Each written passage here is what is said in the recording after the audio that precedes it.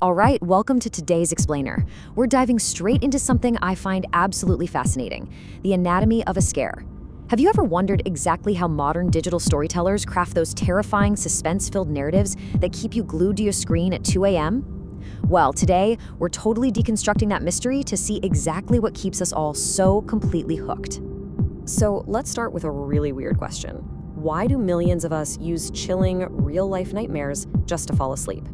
Think about it. It's a completely bizarre, kind of ironic phenomenon, right? But the data shows it's absolutely true. Millions of people routinely tune into these faceless horror and true crime channels, basically using deeply unsettling stories as a bedtime lullaby. In this explainer, we're going to break down the exact psychological mechanics, the sneaky audio tricks, and the narrative structures that turn a simple scary story into a viral sensation. If you've ever found yourself totally paralyzed by a late-night story, unable to look away, well, you're about to see exactly how they hacked your brain. I mean, it seems counterintuitive. Why would stories of tension and mystery actually relax us?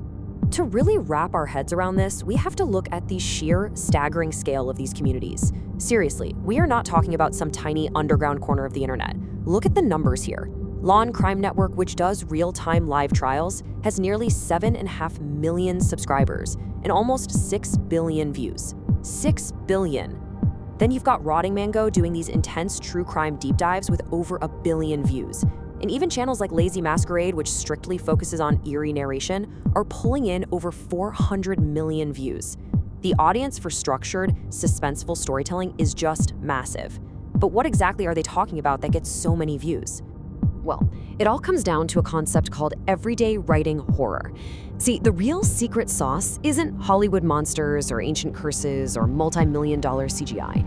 It's the intimate, hyper-relatable terror of just everyday survival.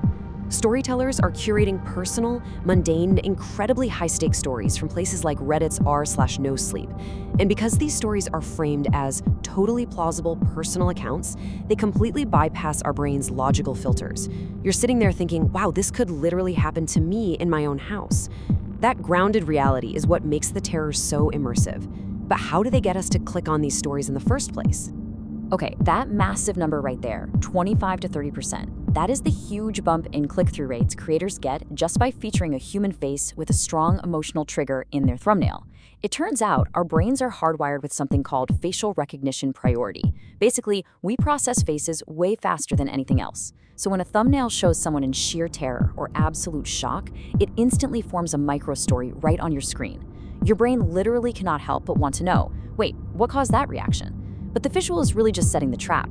The actual words they use are what spring it. Just look at this comparison. It brilliantly illustrates the power of a good hook. A generic opening might be, today I will tell you about a scary experience I had in my house. I mean, it's fine, but it's totally passive. Now compare that to a negative curiosity gap. If you think you're alone in your house right now, you need to hear this. Wow, boom. That instantly triggers a fear of loss and creates immediate stakes. It targets you directly, places the threat right inside your current reality, and practically forces you to keep listening just to make sure you're safe. So what's actually happening there? It's all about mastering the curiosity gap. By definition, this is when a storyteller deliberately withholds a key piece of information or the final outcome to create an open loop in your mind. And here's the psychology behind it. Human beings absolutely hate open loops. Not knowing the answer actually makes us physically and mentally uncomfortable. It creates this mental itch that you simply have to scratch. And guess what? The only way to scratch it is to sit there and let the whole eerie narrative play out. But keeping someone's attention for 20 or 30 minutes requires a very specific toolkit. Interestingly enough, the best practices for holding that attention actually align with the CDC's rules for audio scripting. Yeah, the CDC. Listen to this. Write for the ear. Use short sentences. Embrace sentence fragments. Keep words simple. Use contractions. Vary the rhythm. Notice how I just said that? When you write like this, it feels different. It feels incredibly close, intimate, almost like a friend whispering a dark secret to you across a campfire. It strips away that formal textbook feeling and pulls you right into the room with the narrator. And obviously, the way those words are spoken changes everything. You might think a scary story needs this loud, over-the-top dramatic performance, right? Actually, scratch that.